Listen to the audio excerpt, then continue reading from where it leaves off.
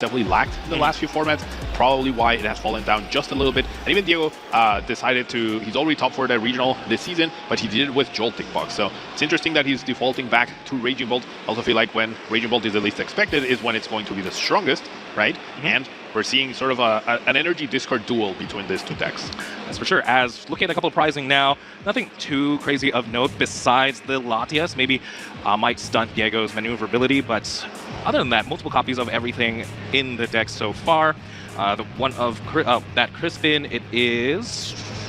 Oh, it's a 4 of. Yeah, 4 Crispin. So Diego's not going to be suffering from energy axes. And now, something I do want to highlight, though, is the fact that there is a Hoot price, right? And the standard for Raging Bolt has been a 3-3 line of Noctowl. However, Diego is playing a 4-3 line. So that Hoot being priced under normal circumstances, if you will, could have affected him in a way where he ends up using the early Hoots and then he can't find those last resources specifically that he needs to close out a game. But by having 4 in your deck, even though 1 is priced, he still has access to 3 for the full 3 Noctowl usage throughout the game. And just like that, ladies and gentlemen, we are starting our round 5 here at LAIC, and it looks like it is Diego Katsuraga starting us off, opening up with the Raging Bolt EX, but more importantly, did have the Fan Rotom in hand. Fan Rotom Fan Call, of course, lets you find 3 colorless Pokemon with 100 HP or less. Doesn't have to be basic, doesn't have to be evolved. You can mix and match. It's a great Pokemon, and not too bad of an attacker as well, with the Assault landing for 70. Yeah, taking down those poor Gimme Goals. Being blown away from the field by Fan Rotom. Definitely one of the ways that this deck got upgraded, right? Once this Noctowl engine, one of the appeals is not only the Noctowl searchability, but the fact that Fan Rotom searches for the Noctowl pieces and can also be the aggressor. I feel like Fan Rotom was the beginning of what Solrock is today. Oh, yes. The early aggression, the single prize, possibility to take down a Ralts, take down a Charmander, take down a Pidgey, take down a Drippy, all of those Pokemon susceptible to Fan Rotom. However, Solrock does feel like a direct upgrade to the Fan Rotom itself. I like that you mentioned that because I was just about to bring that up. The Fan Rotom able to do the 70 damage, the Solrock also doing the 70 damage. Maybe you can compare. Like, why is one better than the other, Pablo? In your opinion, anyway. I mean, the higher HP, the lower requirement to attack, another basic instead of the Stadium, and also the fact that, like, Lunatone, well, I mean, Lunatone is definitely not an upgrade to Noctowl. They're different, but the higher HP, the extra damage, that's definitely something to go about, and not applying any weakness or things like that, not having an ability to help against Cornerstone. So, yeah, many good things about Solrock. Many good things can be said about Fan Rotom. Now, something we should highlight here, Juancho, is that with the Lattice being priced, usually one play that these decks like to do is go into the Ditto, use Transformative Start, get their Terra Pokemon out that way, possibly get the Wellspring Ogerpon that we are seeing, that new direction for Raging Bolt to try to essentially cheat those prizes. But with Latias being priced, getting that into the active is going to be a lot more, or could be a bit more convoluted than Diego wishes it was. I'm trying to find a way for the Wellspring Mask Ogerpon to hit the active. Maybe he has to utilize something like the Prime Catcher a little bit earlier, and I like this. So the fact that the Water Ogerpon does hit the board, this deck almost feels like Terra Box more than Raging Bolt, right? A heavier Noctowl line, a heavier Crispin line. I think there's more Crispin than there is the Professor Sada's Vitality. Yeah, it's a 4-3 line, so maybe this is actually Terra Box with some Raging Bolt action as an attacker. Perhaps it's Terra Bolt. Terra Bolt. I mean, there's always been Terra Pokemon in Raging Bolt, but as you said it, yeah, now the deck is looking a lot more like a Terra Box with Raging Bolt as the big damage attacker. Maybe Raging Bolt, because the HPs are getting bigger, Raging Bolt is a better Pikachu EX this time around, and then you keep the Wellspring Ogerpon possibility to take those 2 prizes, right? Usually in this match, if Carlos kept a single prize board and Diego didn't have access to that Ogerpon, then as soon as Diego takes a prize card, Carlos just takes the first 2, and it's a 2-2-2 prize race, and it's all over. But now Diego threatens a 2-prize knockout on anything pretty much. That 2 retreat cost on Gimme Goal will make it a little bit awkward to get to the bench, because if you have Solrock in the active, then you could survive the Torrential Pump. And we have that trolley, Precious Trolley, I forgot the name of the card. A-spec of choice here is going to be the Precious Trolley. Again, we've seen so many different A-specs for the Gholdengo deck, and the fact that Carlos literally discarded a Buddy Puffin using the Earthen Vessel meant there has to be something better to find your Pokemon, and sure enough, it's that A-spec. Let's go ahead and find all the Pokemon we want. The only question is, as Carlos, do you risk benching the Genesect at this point, though? I feel like you can't afford that. If this was not in play, then no. But since that's in play, like you can't stop your opponent from taking 2 prizes. So I think the game's going to come down to your opponent whiffing something at some point. Because in the 2-2-2 price race, Carlos will not be the one to initiate that. That is true. So Genesect EX does hit the board now. Metal Signal, of course, getting 2 Metal Evolution Pokemon. 2 Gholdengos in the hand. Solrock, there's a lot of cards now in the hand. Again, Carlos was able to get 5 Pokemon onto the bench using 1 card, and then one of those Pokemon was able to find 2 evolution Pokemon. Talk about efficiency. And of course, the Lunatone with the Lunar Cycle adding 3 more cards to the hand in exchange for an energy card. That's so efficient. That really shows why Gholdengo is this powerhouse. Hasn't even played a supporter yet. Yeah, exactly. It's 10 total cards out of the deck before a supporter has even been played, right? 5 from Trolley, 2 from Genesect, 3 from Lunatone, and then you get to play your supporter for turn. Pretty insane to see here how fast these Gholdengo decks are, and that's part of the reason why these decks are so good. Now, another interesting thing to note here is that neither player plays any sort of hand disruption, which means both players are just going to be accumulating and accumulating and accumulating cards in their hand, and especially Carlos will be able to do whatever he wants. I like that. No one's stopping you from doing anything. We're going to see full-powered Gholdengo versus full-powered Raging Bolt, as Solrock is the first attack of the game. Cosmic Beam, 70 damage. Not too notable. I mean, no knockout here, but 70 damage on the Raging Bolt. Maybe 2 less energy you need to take the knockout. Is it 2? 1. 1 less energy. 1 less, yep. But 70 damage now on that Raging Bolt. Diego now with the initiative here. This is the moment, right, Pablo? Yeah, it's Crispin Prime Catcher time. And now the question is, who does Diego KO, right? He's probably going to KO. Well, he needs to KO one of these 3 gimme goals. Should be the one with the Air Balloon, right, to take away that resource and that pivot for Carlos. But who do you deal 120 damage? Part of me thinks, like, the obvious answer is, oh, another gimme goal, right? That's the focus of the deck. However, if you... like, after you take these first 2 prizes, you want Gholdengo to attack you. You want your opponent to just have the Gholdengo attacking you, so all you need to worry about is knocking out the active, and that is it. So, I think removing the Solrock would be in Diego's best interest. Number 1, you remove the single prize Pokemon that could be annoying for you with a boss's orders or something to take down your backup Hoot. And number 2, you shut down the Lunatone Solrock engine, because, at least temporarily, right, in theory, because there's no Solrock in play. Of course, with Carlos's huge hand with potential double Gholdengo, you're not going to be slowing them down enough. But I feel like those are the 2 Pokemon that make the most sense to me, because you want your opponent to throw Gholdengo after Gholdengo gets you. But there is an argument to taking down 2 gimme goals, and then maybe the 4th is prize, and then as you deal with 1 Gholdengo, even if it gets awkward because you no longer have the Prime Catcher or whatever, then it's perfectly fine because you're just getting so far ahead each and every time. And also, to me, it also depends on how strong Diego Casaraga's hand is after this. I can't quite see it. I'm sure you have a better view, Pablo, but I mean, right now on the board, Diego's going to lose 3 energies. There's no Teal Mask Ogerpon accelerated yet. There's no energy on the Raging Bolt. There's no second Raging Bolt. There's no Area 0 Underdepths. To be honest, the hand is still lacking quite a bit, but we'll have to see. Right now, what's important is Diego is going to be able to take the first 2 prize cards, but the question is, will he be able to take the next 4 fairly easily? But right now, Torrential Pump, double Gimme Ghoul knocked out. Double Gimme Goal taken down. So Diego choosing a very specific route, just trying to take away draw, right? There's only the possibility of 1 Gholdengo next turn. Carlos does draw the boss's order, so what you were mentioning, right? There's an interesting decision here for Carlos. Do you take down the only Terra Pokemon in play, essentially shutting down the Hoot as well, unless Diego has another Terra Pokemon? Do you take down your opponent's only Raging Bolt, which is the 1 Pokemon that can take down your Gholdengo? Now, I love this preemptive bench for Diego. Mew is the lowest HP EX that he plays. However, it's the perfect pivot, right? No matter what Carlos knocks out, Diego will have this guaranteed pivot. I can't imagine a world where Carlos chooses to KO the Mew as opposed to either of the other 2 Pokemon. So, perfectly well planned. It's sort of Iono protection. You're probably not going to see an Iono from Carlos, maybe a Judge somewhere down the line. You have your guaranteed pivot. You know you'll have your bench space open. And in Diego's hand, he has Crispin, he has Sada, he has Ultra Ball, and he has Fezandipity, and he has Area 0 Underdepth. Oh, so that's he's going to be pretty okay this next turn. I was worried, but had nothing to worry about. But I like what you said there. Diego definitely had to masterfully playing that Mew, especially since there is the lack of the Latias. Very important to get that pivot. Yep. And a lot of breathing room as well, as we do see a Gholdengo now hit the board. Is there a way to get more Gimme Ghouls, however, is the next question. Yeah, that could be the next hurdle for Carlos. There is a Gimme Ghoul prize, so there are actually none left in the deck at this point in time.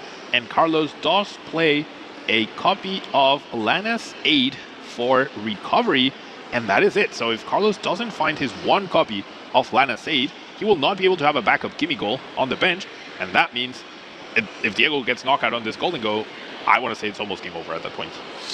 Yeah, that looks like knocking out both the Gimme Goals definitely is paying off here for Diego. But again, there's still that Solrock, possibly maybe get a cute little knockout, pull something off the prize cards. But no, then you're not evolving any Gholdengos, of course. But Fezandipity drawing 3. Is there anything else in the hand? The 3 cards from Fezandipity were Fighting Gong, Fighting Energy. So a little redundant right there. Gong. Yeah. Yeah, no, unless I'm missing it, there's no Night Stretcher in the list, there's no Supra, there's just a copy of Lana's Aid. So Carlos will be able to take this knockout. I want to say your best bet is to go after the Raging Bolts. What did you see? There's a Mawile, but that's a little bit slow too to try and set up. It takes 2 turns. Yeah. Mawile is 100% not an option for sure. Now he's going to go after the Raging Bolt. It does force Diego to have another copy. Usually this Raging Bolt decks are starting to skimp a little bit on the Raging Bolt DX counts, right? Down to 2, so if Diego priced 1, this one just got knocked out. But with the Terra Pokemon being available, I think Diego's just about to almost secure the game at this point. By knocking out the Gholdengo, how could Carlos possibly respond? Definitely. Right now, though, with no energy yet on the board, and with Gholdengo having 260 HP, it is going to take quite a few acceleration methods, right? Is going to at least, well, number 1, needs the Raging Bolt.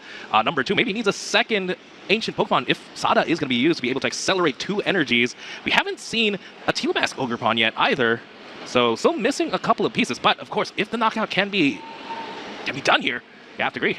Carlos is in a very, very tough spot. Of course, there's the knockdown. Whenever there's a knockdown, there has to be a way. Yeah, that Jewel Seeker ability is just so good. It's not Inteleon levels of good, because you do need that Terra Pokemon always in play. And I mean, we've seen it on stream, you've done it, I've done it. Anyone who says they haven't done it, they are definitely lying, and they have evolved into Noctowl without having a Terra Pokemon. Never, I've never, Pablo. What do you mean? See, you've clearly done it multiple times.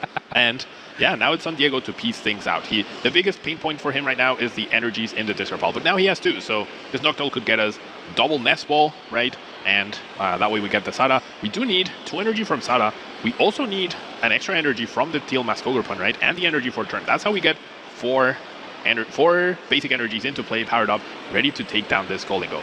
And the Prime Catcher not being available to potentially take a knockout with 3 on the Festivity, maybe there's a chance Diego misses the knockout here. Yeah, it looks like right now the choice is still just 1 Nest Ball. And the fact that you can tell, right, where Diego's speed, it isn't as automatic. That means there might be a piece that we're still lacking. We might have to depend on something like Sada to draw into something we need, but looks like it is Nest Ball plus the Ultra Ball. Curious to see why not Nest Ball plus Nest Ball. I don't think we're going to need an evolution Pokemon. Maybe we need to thin the hand down to draw with Mew as well. Might be something Diego is considering, but yeah, it's not just automatically there. Yeah, no, for sure, no. And especially because 1 Raging Ball did get KO'd. Yeah, it's not a straightforward turn, that's for sure. And I think it's going to be the Grass Energy. The Grass Energy is probably going to be the card that Diego needs to hope that he draws. It's the energy that he has the most copies of. It's the energy... Oh, maybe... Okay, never mind. We can guarantee the knockout with this, maybe? So Trumpet does accelerate 2 energy from the discard pile to 2 colorless Pokemon, as long as there's a Terra. With the Nest Ball, does it? Yeah, does get the Raging Bolt when we only need... You don't even need the Sada. Crispin, accelerates 1, attach, Horn, Trumpet, Yeah. That is perfect. Nice tech card there from Diego Casiraga. Trumpet just playing the horn. Can accelerate to either the Noctowl or the Fan Rotom, just like Pablo is pointing out now. Yeah, that's 4, exactly. Nice and clean there.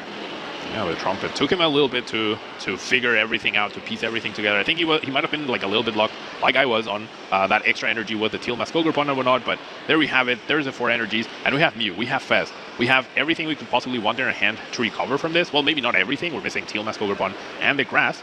But yeah, straightforward knockout, 4 energies. And with no Gimme Goal in play, even though this took a lot of resources, you know your Raging Bolt is not going down unless your opponent just happens to play a Blood Moon or Saluna or something like that. Yeah, I can definitely see why Diego would taking his time, because there are definitely a lot of routes to take that knockout. If you depend on something like Sada, you get those 3 extra cards sometimes at nice. Maybe if you can find your Teal Mask, then you're still drawing those cards, because right now, the board is back to bare. It's going to be tough to get 4 energies again if a Gholdengo hits the board, but luckily it won't. So Diego does have a couple of turns to re-establish as the Gimmighoul hits the board. Yeah, that Gimmighoul 1 turn too little, too late. We can take a price card here with Soul Rock, Boss's Orders, take down Fan Rotom, but 1 price card is not helping us whatsoever. It still means that Carlos needs 2 more attacks to win this match, and Diego could possibly respond. Now, there's no way to power up the Wellspring Ogerpon and have a Ghost effect at this point in time.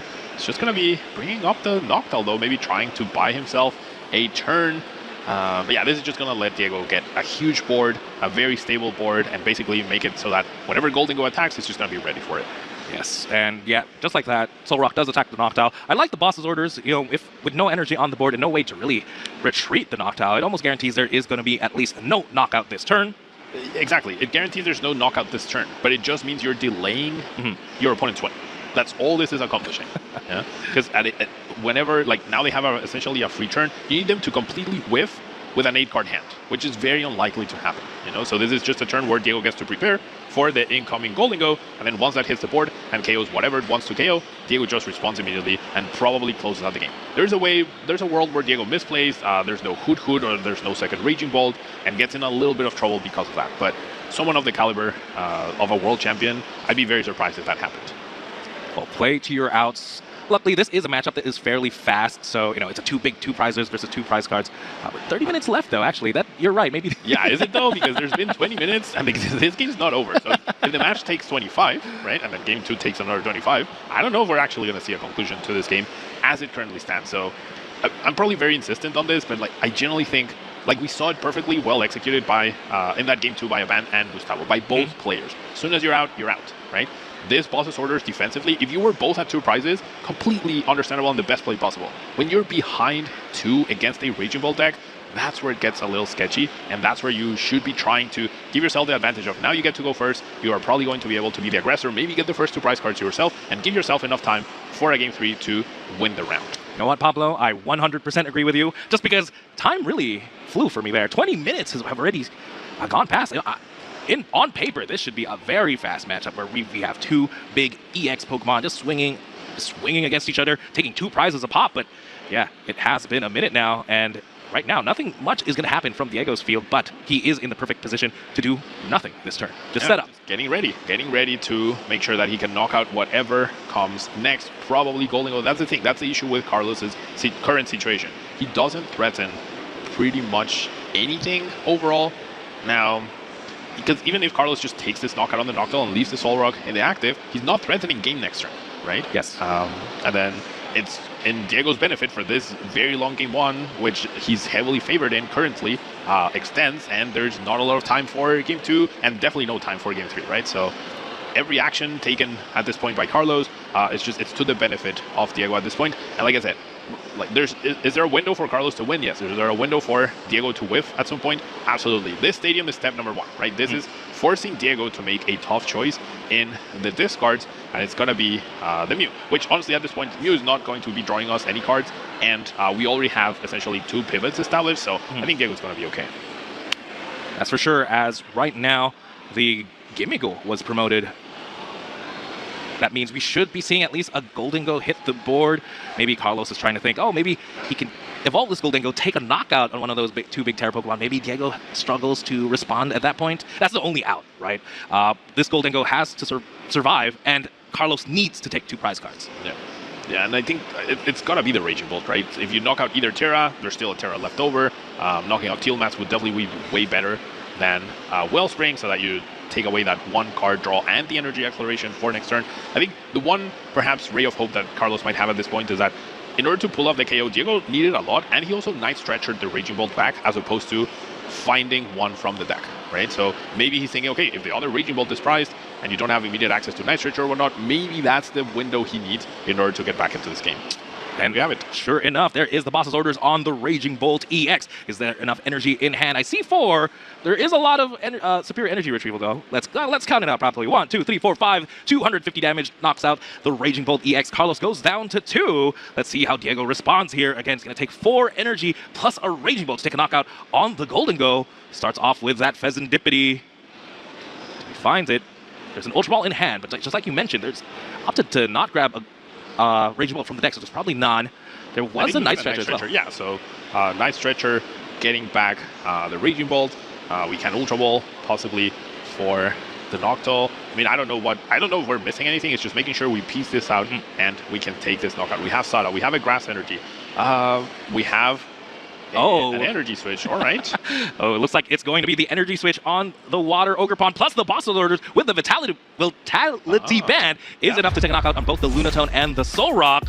Another fancy way there. It is another way to fancy way to take the 2 prize cards. I like the addition of the Vitality Band now onto the Raging Bolt deck, just because 110 is such an important number to hit. Yeah, it hits the Monkey Dory and the Solrock, and this, obviously for this specific scenario, it does knock out Solrock. There were so many ways. Maybe we didn't need to reveal the Vitality Band, but either way, Diego Casiraga takes game number 1. Yeah, that extra little bit of information. Perhaps we could have avoided it by just going for the standard route of the Raging Bolt KO. Either way, it was very hard for Diego to lose at that point in time. So let's take a look at everything that transpired in this game 1. Of course, this has to be one of the key moments, taking the first 2 prize cards. In a matchup like this, that always seems the most important. Whoever takes the first 2. Yeah. Whoever takes the first 2 means they have an advantage, and whoever lost the first 2 needs to make the other person win. That's why we saw Carlos go after the Raging Bolt over and over in order to try and make it so that Diego didn't have the right attacker for the right situation. Yes, and here we just see knockout after knockout after knockout. This is how this matchup is typically played when both players really don't have any means of disruption. They have the world in their hands. Yeah, literally, yeah. It always feels nice to play that way, honestly. Like when your opponent flips over a basic of a deck that you know historically tends not to, right? Because we don't want to say they never do. Yeah. There's always that one friend, that one person who decided to add Iono to their Gholdengo, who decided to play a Judge. Which was the most broken thing, guys, because I won that matchup. Exactly. That one time I really needed an Iono, and I lost because of it. So I added it. I've never used it again, but I added it. Well, Raging Bull decks in... Judge used to be a very staple card. Judge and Iono are definitely a lot more present in Raging Bolt. We know that there's none in the list, but that's something that you could reasonably expect from Raging Bolt specifically. That's for sure, as, again, I'm sure Diego is very happy with his first win here.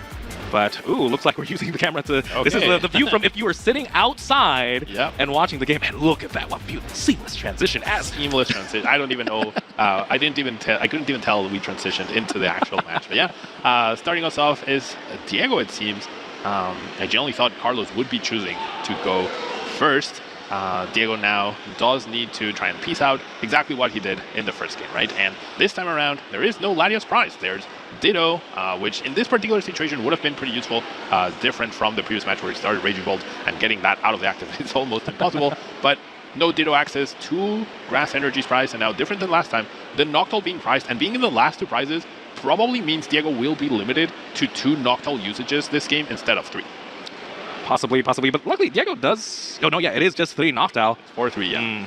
Yeah, that could be key there, and yeah, being in the last 2 means probably not going to see it, but let's see if Diego can put together the entire game with just 2. Again, just like you said earlier, it's nice when your opponent has no means of disruptions. You can plan everything from the get-go. Yeah, exactly. As Fan Roden once again doing his thing, calling his buddies there. 2 Noctowl, 2 Hoot Hoot, and 1 Noctowl. Do you see any energy on board or anything else that we need for this turn at the very least? I mean, we would love to use Teal Dance, right? Get that extra energy down, not only for the extra card, but also just to have the pivot ready to go without needing to bench the Latias. 1 Area 0 has been discarded. 2 Ultra Balls have been discarded as well. Well, 1 used, 1 discarded, which means that Wellspring Ogerpon is pretty good, but it awkwardly returns the energy to the deck, right? And both Sada and the Glass Trumpet, they require the energy in the discard pile. So that leaves 2 Ultra Balls for future discards. That could be a little problematic. Diego Casaraga missing the energy attachment for turn there. That's always, well, as a Terra Box player, when you miss the turn 1 energy, it makes it that much harder to really set up the Water Ogerpon, especially in this Terra Bolt deck where there is no, the crystal that, that reduces the energy cost. Sparkling Crystal? Sparkling Crystal, thank you. It's been a minute. Sparkling Crystal. He's going to depend on something like Energy Switch if he wants to do the whole Water Ogerpon play to get those first 2 prize cards. So it feels like maybe Diego's not going to be the aggressor for this one. As Carlos, though, let's see how he puts his turn together. Yeah, no Gimme Gold prize this time around. Copy of Gholdengo, not a big deal. Copy of Solrock, not a big deal. The biggest card probably being the 3rd Metal Energy. Late game, if there was ever any chance of item luck or something, that could make it awkward. I think it's more like the lack of access for 2 energies that leaves you 9 to work with. So you're going to be a little bit more strained to piece out knockouts. You're going to be maybe missing any energy draws at some crucial moment. But probably not too bad. The biggest card being Boss's Orders, but it's right at the bottom, so he'll be able to access it quite quickly. That's for sure, as we do see the Fighting Gong finding the Soul Rock a little bit slower there than the straight-up raw Precious Trolley on turn 1 to get the 5 Pokemon. I don't see any big supporter just yet, but let's see here. Let's draw 3 cards. Lunar Cycle. Oof, there's no Arven, no Puffin, no Precious Trolley without supporter, so unlike the previous game, we do have 1 Artisan. We get 1 Gimme Gold. 1 Gimme Gold, which, in order to pull off the Wellspring Ogerpon with this specific combination, what do we need? We need the Wellspring. We need Crispin for an energy attachment, an energy for turn. We need the Teal Dance. We need a way to retreat for free, essentially a Latias or the Prime Catcher, and an Energy Switch. That's a lot of cards, and off of one Noctowl, I can't imagine that's possible. That seems tough. How about we just go Fan Rotom, knock out the lone Gimmickle? That seems very reasonable. Yeah, that seems way better. But yeah, but unfortunately, of course, one prize isn't two. Let's see, though. Can Carlos take the first prize card, though? With the energy attachment for turn and a boss's orders in hand, I think the answer is yes, he can. Yes, he can. I wonder if maybe knocking out the Fan Rotom. Yeah, it's one of those times, right? It's a way to protect your Gimmickle, right? I mean, Diego could easily search out for Fan Rotom once again, so maybe not as important. But there's a chance the second Fan Rotom is priced. And guess what? It is priced, right? So even though it's unlikely, it's not impossible, right? So there is a chance. You probably should be playing towards the chance. It's just one of those cases. Yeah, one of those cases. So it's a 1 in game out of 50, right? But if you get it right on that 1 game out of 50 where it does matter, maybe that's what ends up saving you a little bit. As the first Jewel Seeker now is going to be played here for game number 2, and it's just going to be double Nest Ball. If I had to guess, what do you think he's grabbing here? I mean, I'm guessing it's going to be Latias plus something else, but I don't know if Diego is actually trying to go for that Gimmickle knockout based on these choices, right? You need either boss or prime catcher, something to pressure the Gimmickle. Maybe the boss is already in hand. He did save his energy attachment. He does have a fighting energy in his hand currently, so maybe he already has the boss and is just setting up for the future, but he actually doesn't. So is he maybe... All right. Are we crying here a bit? Do you think this is a sob angle up next? No, I really don't think so, because then that Gimmickle is just probably going to evolve. I think, I mean, Diego's going out of his way to pull off this play, right? He does have Crispin, he has the other Noctowl, he has the retreat now for Latias, so now he needs the energy switch, and there's the Crispin. Yeah, so he should have it thanks to the other Noctowl, but that's a lot of resources expended at the cost of getting 2 prize cards. Seems like a pretty good trade-off.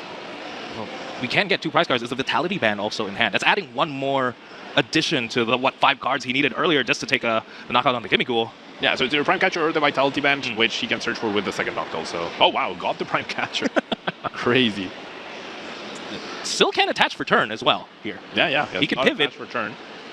So I wonder if with that Prime Catcher, yeah, he's not going to use up the Prime Catcher. It's just going to go for Vitality Band plus Energy Switch. And this, of course, going the Fan Rotom KO was simpler, but this means the Soul Rock or the Lunatone engine is turned off, and your opponent has no Gimmickle. So it's going to be like, even if you don't do anything impactful the next turn, you're so far ahead that you're probably fine. Yeah, this is looking very, very scary as Energy Switch was played. Attachment for turn with the Vitality Band. We're doing a torrential pump. 110 damage to the active, 120 to the bench. And Carlos is now left with a lone Lunatone.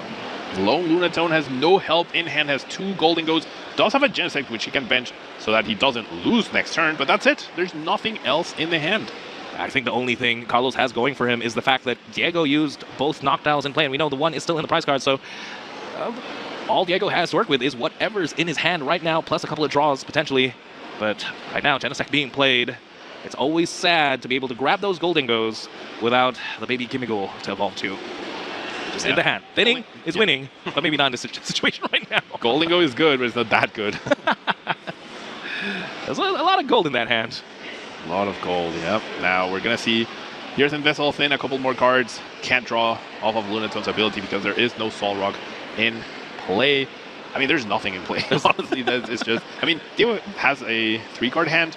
I don't remember exactly what he grabbed off the prize. I think it was 2 Grass Energy, so he'll be able to get Grass Energy into play. Maybe now we see the Fan Rotom attack to 70 damage to that Lunatone, or we just see the retreat onto the Noctowl. Carlos just trying to buy himself a little bit of time. That's the second boss that's been utilized so far, though.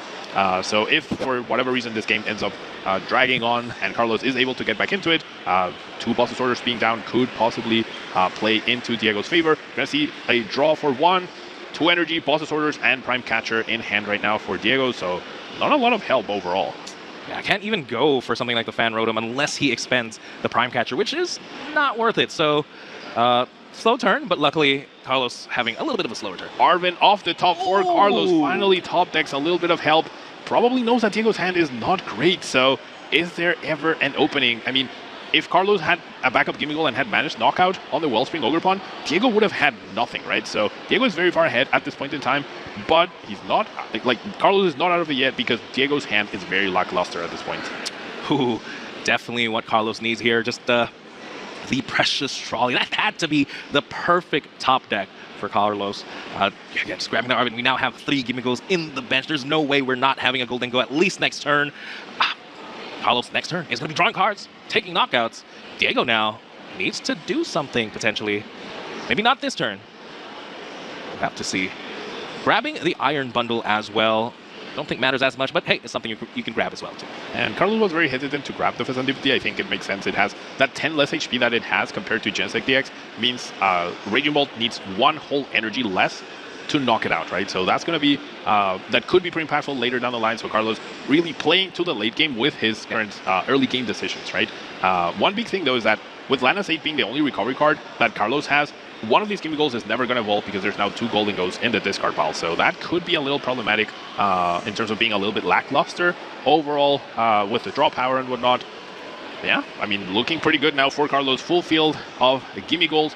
Diego needs to get a very good top deck. And the biggest issue for him is that there's no Noctowl possibility because the last Noctowl is priced as he top decks a Raging Bolt EX. It's okay, there's one more chance here with the Teal Dance.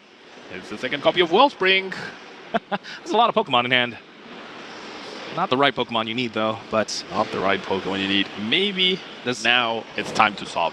And not quite literally, but generally using the sob attack, force your opponent to half Professor Churro scenario, or if not, delay their attacks for a turn. And I think you're pretty okay using the Prime Catcher in this spot. You're already 2 prizes ahead. Anything your opponent does will be with a Gholdengo, so you just need to knock out the active. I would love to see using the Prime Catcher defensively this time around to slow down your opponent because you still need a huge top deck next turn. The more turns you give yourself to top deck some help, the better it will be for you. Unfortunately, no use of the defensive Prime Catcher there, but now just a pass now to Carlos. Does have the Gholdengo, has a couple of Gholdengo in hand, just like we mentioned earlier. Genesect in play as well, so there are going to be draws.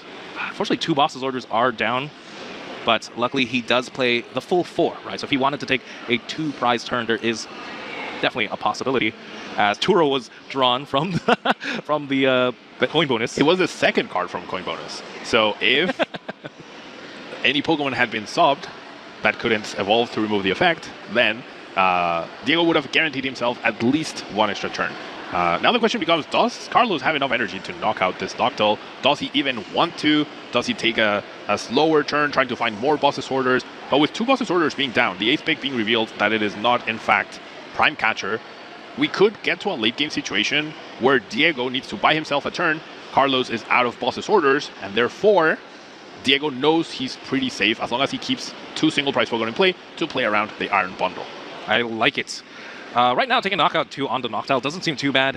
Carlos is at that awkward, odd prize card, so going back to even shouldn't be a problem. Maybe honestly, maybe the better target would be the Hoot Hoots, but Diego right now, not really able to draw into the Noctowl.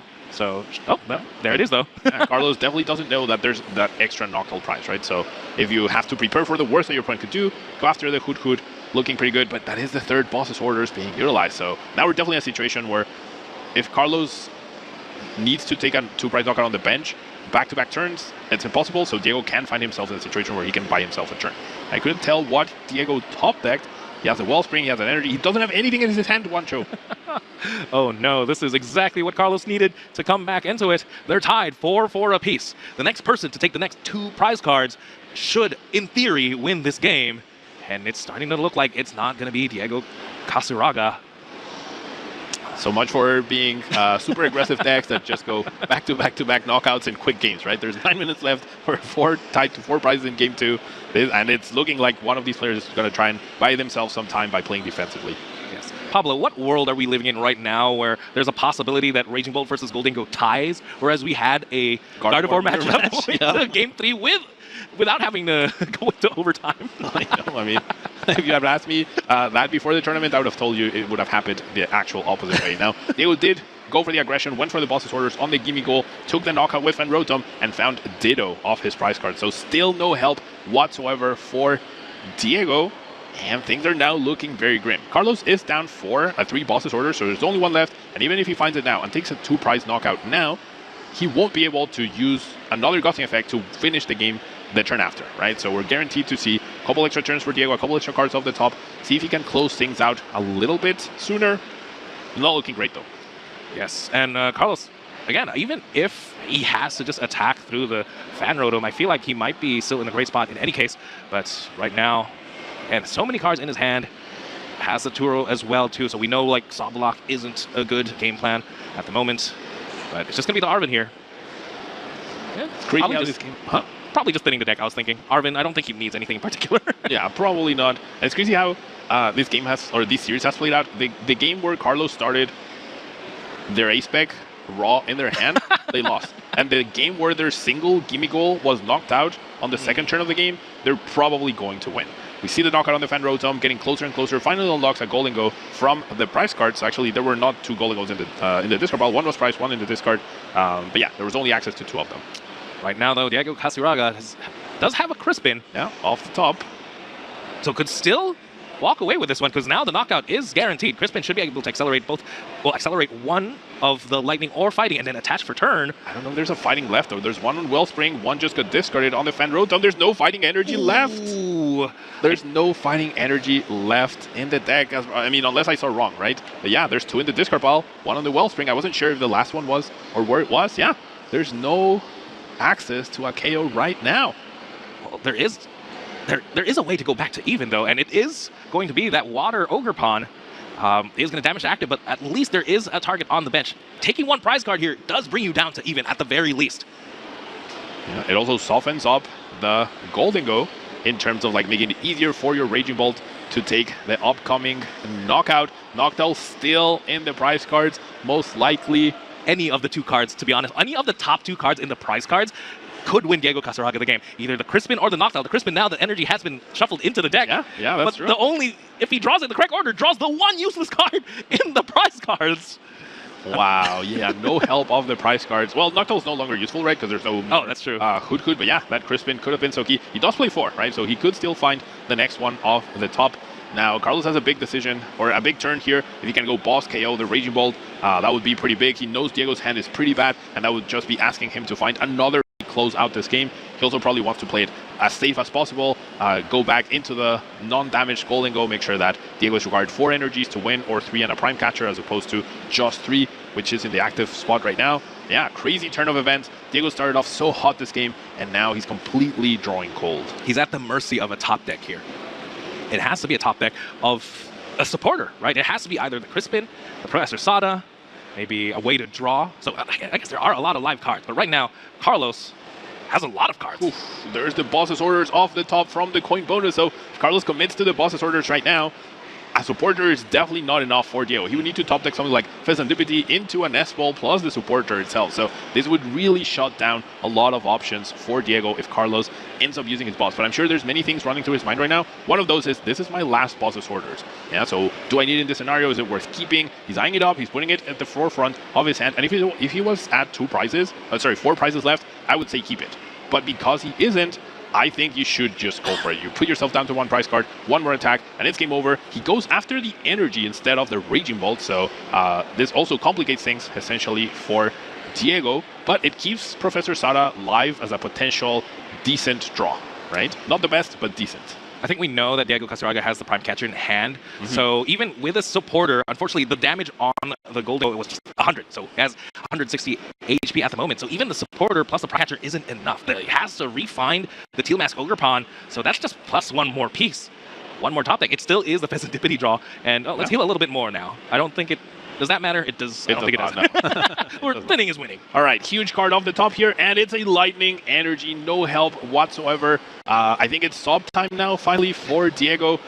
Even if he had done it like that turn where he had the opportunity, his draws off the top have been so bad that I don't think there's any way. And at this point, there's what, like 3 to 7 cards left at the top of the deck. There's no way your opponent doesn't have Turo, and they can't prize their 2 Turos in their last prize card.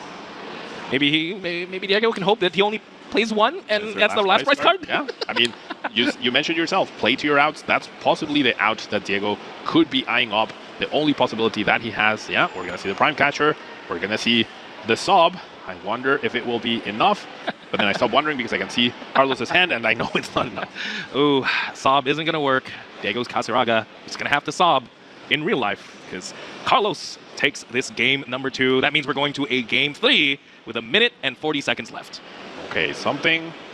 Oh, The judges stopped the game for some reason. Okay. Diego was in the middle of scooping his cards, and now he put them all back. So, maybe I spoke a little bit too soon here. No. I think, everything's okay, it seems. Yeah, maybe just clarifying all the board state. Again, we want to make sure. Board state, all the abilities being utilized, yeah. We just want to make sure that we play the correct game of Pokemon. We use the proper abilities. We see the right amount of cards and everything. So, but yeah. Again, Carlos had everything in his hand. He literally didn't have to do that much. Just pick up, use the Turo, and as long as there is enough energy in hand, that should have been the knockout. Yeah, I'm not exactly sure if there was an extra ability utilized or not. Yeah, we'll have to see something happen, right? So looks like judges want to confirm if draws were from the Pheasantipity or the Lunatone. The only thing they have to double check.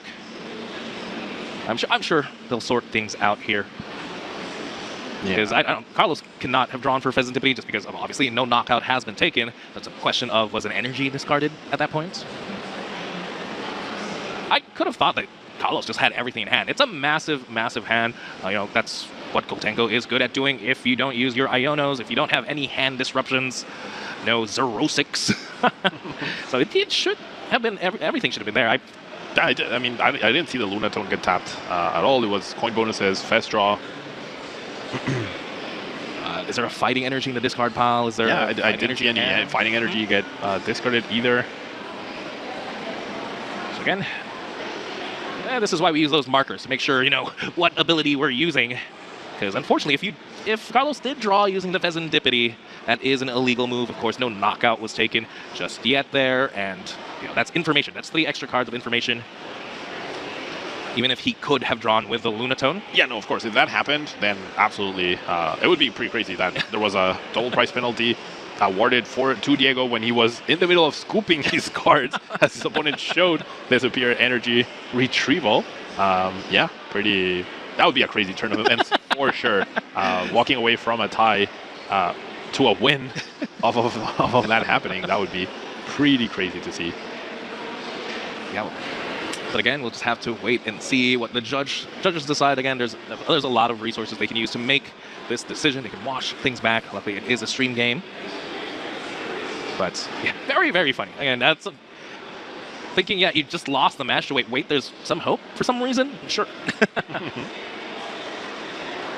Yeah, I think we are confirming that there was no problem that happened. So we're going to let Diego scoop up his cards. We're going to make sure the timer is correct for the remaining time. And I mean, there's a world where Diego goes second and he could knock out Carlos's only Pokemon in play and he ends up the winner, right? Or Diego doesn't bench too many Pokemon and in that one extra turn that Diego will have after time has been called, wipes off the bench with Wellspring Ogerpon, right? So there is a chance for one of those scenarios happening.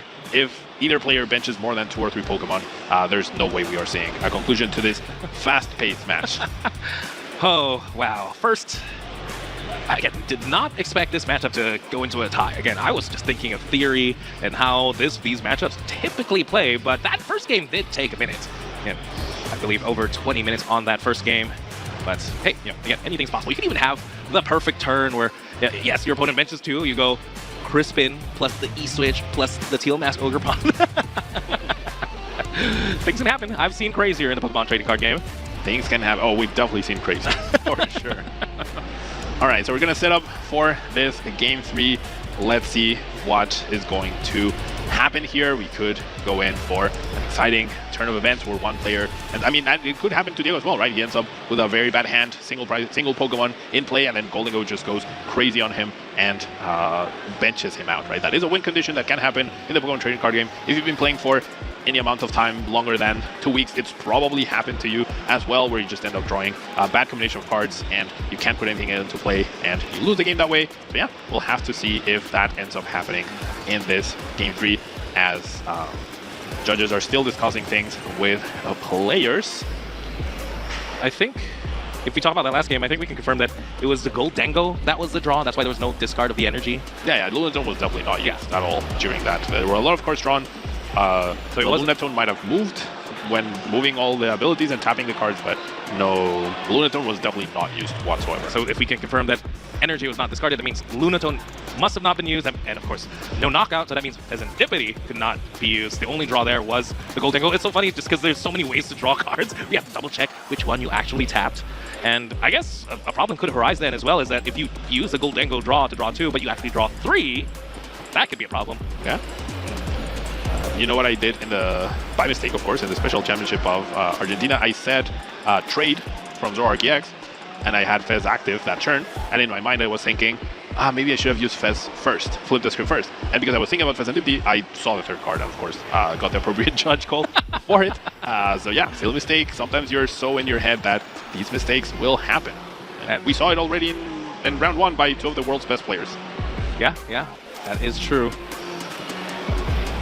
Sometimes you just play too fast, or again, we talked about muscle memory being a thing, or hey, for you, Pablo, I guess your body was just faster than your mind. Yeah. Unfortunately, that happens more than I'd like to admit. One time I took a knockout and forgot to take a prize card because I was always thinking about boss for game the next turn, but I just skipped taking my prize card. And because I didn't take my prize card, my next shuffle of Marty was illegal, and therefore I ended up losing a game that I had technically already won because I forgot to take a prize card. Like, I've been taking prize cards for 25 years, Juancho, and that's the one time I forgot. I don't think that's ever happened to me. Luckily, I only played flawlessly. No problems at all. Oh, yeah? No, none at all. Must be very nice to play flawlessly, to be so humble about it. Well, yeah. But it looks like we did get everything cleared out here. Both players are actually setting up. Unless, of course, there's like a prize penalty for some reason. But no, I think we're going to get a nice and clean game. Obviously, there's more time to be added. I believe there was like, what, 2-3 minutes left before that match? 1 minute, 45 seconds were left, so that should be the remaining time for this potential game, plus the +1 turn with the 10 minutes maximum time allowance to close out this game. 3 energies and prizes for Diego, trolley prize for Carlos. We'll show the prizes in a minute. I'm getting a little bit ahead of myself. And yeah, we're getting the game started. There's very little time left, so let's make sure we are at the table showing the match. All right. Right now, though, here we go. This is it, game 3. Can someone be crowned the winner here in round 5 of LAIC? Carlos opening up with the Genesect, so that is at least a beefy Pokemon. Do we see any more basics? Unfortunately, his hand's down, so I can't really see anything. Yeah, I don't know what's in the hand. There is a Fighting Gong. I couldn't tell what else there was available. We're going to get 2 Gholdengos. Trolley is prized. 3 energies are prized for Diego. I think at turn 1, knockout on the Genesect DX is probably very out of reach here. At this point in time, you would need like Crispin, double Teal Mask into the Raging Bolt, and Diego has nothing. So it could be Crispin, Teal Mask, Vitality Band. Oh yeah, the Vitality Band could actually make the maths work a little bit if we find the one on Vitality Band early on. Without using the knockdown? Yeah, not looking great. 3 seconds on the clock, so Carlos will be turn 0, it seems. So Carlos is definitely not winning this game, and as soon as the other Pokemon gets benched, Diego is not winning this game either. So we will not be able to see this conclusion of this fast-paced match. And yeah, both players end up tying. Yeah, quotation marks, fast-paced match. I mean, I feel like both decks are on the aggressive side, right? They're very straightforward in the sense that they have high damage output, they can knock out anything that's in their path, but both decks also have a lot of things that need to get done prior to getting to that point, right? Yes. Raging Bolt has Noctowl usage, energy surge, energy attachment. Sometimes you are searching your deck for the pieces. That takes up a little bit of time, and then you want to draw the 1 card from the Teal Mask ability, so you have to shuffle your deck, your opponent cuts, you draw 1 more card, and then you go for your next search, and then you have to shuffle and cut again. So all those things, definitely, it's the multiple actions that are not automatic, right, that take time, leading up to a straightforward one-shot discarding energy. And it's the same for Gholdengo. There's multiple abilities, multiple searches that happen, the sequencing between which Gholdengo you use first or second to maximize your draw potential. So all of those nuances to each deck is what leads to these longer turns. Yeah, you know what the problem is, Pablo? There's no disruption. That means they had everything in their hand, so they have a lot of actions to do. So go ahead and replay a couple of key moments here. And of course, game 1, just that big knockout, and the knockout that honestly decided everything. But yeah, of course, again, that game 1 where we got to see it, right? It's just the 2 with the Wellspring Pokemon, great addition into the deck. And then after that, then you're playing regular Raging Bolt, where you just want to find those energies and take big knockouts. Yeah, and regular quotation marks as well, because Glass Trumpet is definitely not a usual inclusion, right, in Raging Bolt historically. But now with this more Terra-focused build, if you will, that Glass Trumpet is essentially an item card Professor Sada which, sure, it doesn't power up your Raging Bolt because it's not a Terra Pokemon, but it's a plus 140 damage immediate item card, and that's huge when trying to reach for bigger numbers and when your bench is looking a little bit limited by not having too many Raging Bolts, Teal Mask Ogerpon in play. Yeah, I really, really like that card. I mean, especially in a format where we have so many big Pokemon now, be it Megas, be it these, say, Shu EXs, sometimes you just need that little extra oomph to really close things out, and we got to see it in that Game 1. Fortunately, though, again, for that Game 2 now, Diego, again, being a little bit slow, and Carlos able to set up after getting the lone Gimmighoul knocked out. Yeah.